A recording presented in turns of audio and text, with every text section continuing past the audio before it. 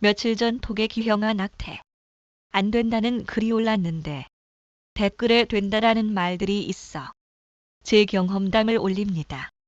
지난 3월 임신 사실을 알게 되어 병원에 가 초음파를 보며 아기 심장 소리도 처음 듣고 왔습니다. 6주 4일이었어요.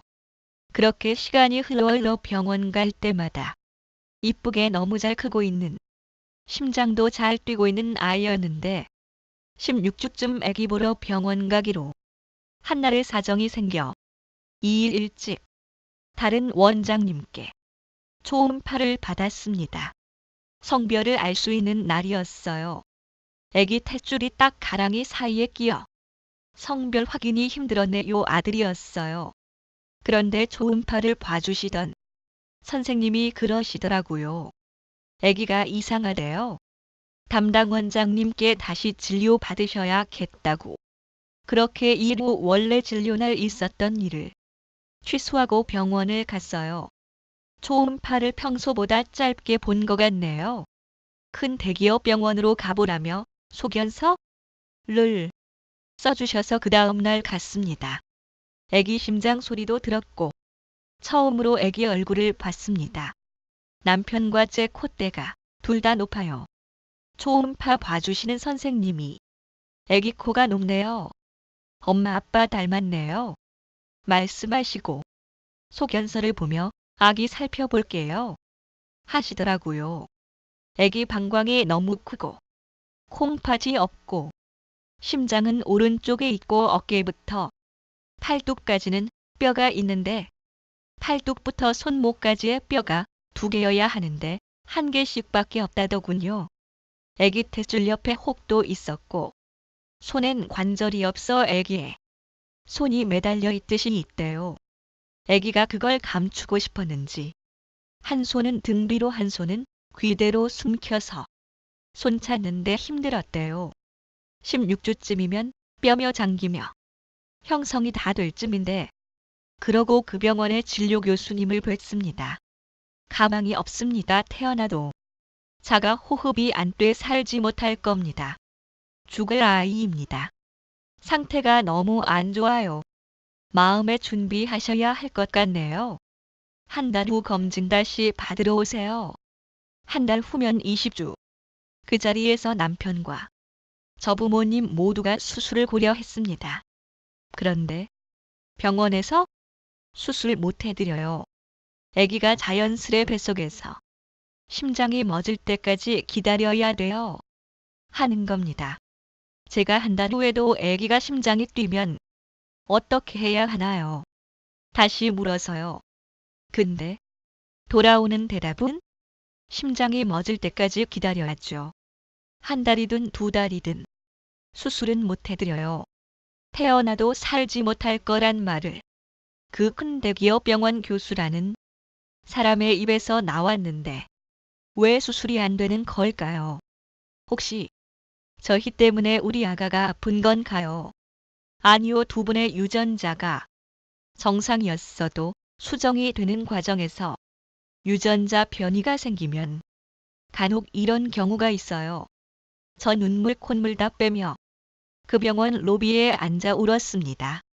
너무 원했던 아이였는데 우리를 너무 행복하게 해주었던 아이였는데 하며 정신 차리고 차에 가 또 울었습니다. 차에 타 문이 닫히자마자 남편도 울더라고요. 미안하다며. 그리고 19주 예정된 검진날 일주일 전에 제가 하혈했습니다. 무서워서 퇴근해서 온 남편과 바로 병원으로 향했습니다. 그렇게 저는 분만실에 누워 자궁문이 열리기만을 기다리게 되었습니다. 보호자용인지 사무용의자 하나가 있었어요. 그렇게 10시경부터 남편과 덩그러니 분만실에서 참 많이 울었네요.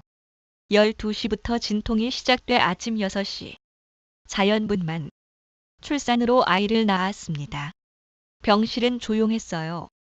이미 심장이 멎어 사산된 아이였으니까요. 원래 사산된 아이는 화장관을 구매 후 화장터로 이동되는데 아기가 너무 작아 살 필요 없다고 자기네들이 준비해준다더군요. 분만실은 출산 후 비워줘야 하기에 입원 수속을 하려는데 산부인과 병동을 이용하면 아기 소리가 들려 산모가 힘들 거라며 일반 병동으로 입원을 했는데 일반실에 빈 곳이 없다며 그 비싼 2인실로 저는 입원했고 3일 후 퇴원하라 했는데 굳이 더는 이 병원에 있고 싶지 않아 울고불며 퇴원시켜달라 했네요. 하루 후 퇴원해도 된다는 확답을 받고 2일 입원하여 퇴원했어요. 퇴원 수속 받고 장례식장으로 가 안치실에 있는 아이를 받았는데 서울 화장터가 아닌 수원 화장터. 아가를 그래도 내 가까운 곳에서 보내주고 싶었는데 남편은 그 힘듦에도 운전해서 수원까지 갔네요. 화장터에 도착하고 시간까지 기다리며 얘기를 하다 우리 아가 싸늘한 모습이겠지만 안 보면 죽도록 후회할 것 같아. 그러면 안 됐지만 포장된 종이천을 뜯고 상자를 여는데 수술용 장갑 뽑는 종이 박스. 그걸 보고 또 미친 듯이 울었네요. 어떻게 재활용 박스에 우리 아이를 담을 수 있었을까? 눈, 코, 입 형태가 다 있고 그 작은 아이한테 손가락 뼈도 발가락 뼈도 작게 보이는 아들의 모습이 보이답니다. 그렇게 아이를 화장시켜 주는데 당연 흔적도 없이 사라졌더라고요. 집에 돌아오는 길 수원 막 벗어나려는데 해도 떠 있는 하늘에 비가 오더군요.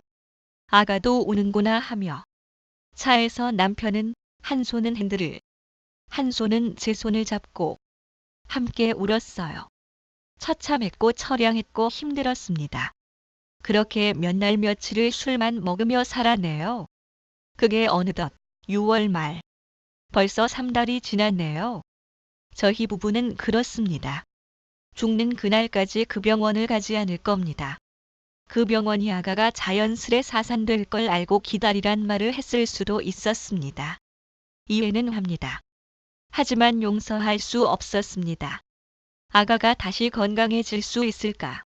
라는 헛된 희망만 품은 아가가 죽는 날을 기다리는 못된 부모가 되었었으니까요.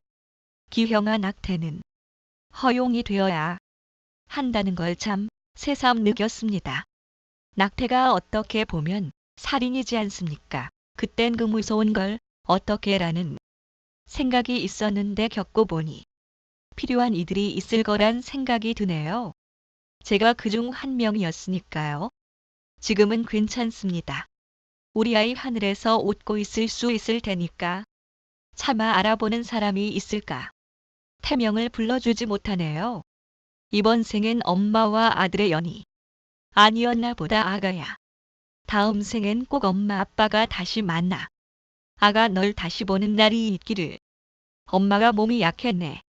참 듬직한 체격인데 생긴 것과 다르게 엄마가 건강하지 못해서 지켜주지 못해서 미안해.